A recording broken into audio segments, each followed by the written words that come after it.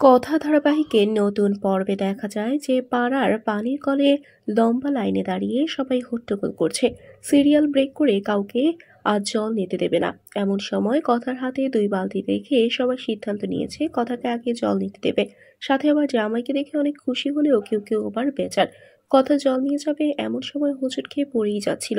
অগ্নি এসে ধরে ফেললেও বালতি লেগে ঠোঁট কেটে যায়। এবার বালতি ভরে নিল অগ্নি। 2 বালতি একাই নিয়ে চলে এসেছে অগ্নি। শুধু কি তাই, কথার ক্ষতস্থানে পাতা বাটা লাগিয়ে দিল অগ্নি। এমন দৃশ্য দেখে নিজের স্বামীর কথাটা মনে পড়ে জুনির।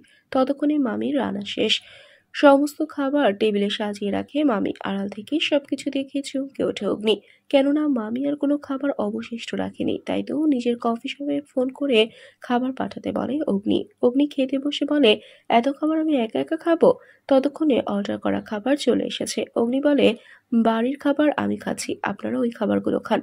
সবাই খুব খুশি। তাহলে কি এভাবেই সুখ দুঃখ ভাগাভাগি করতে করতেই কথার প্রেমে পড়বে অগ্নি? বন্ধুরা, তোমাদের কি মনে হয়? এক্ষুনি একটি লাইক দিয়ে এবং কমেন্ট করে জানিয়ে দাও তোমাদের মতামত। ধন্যবাদ।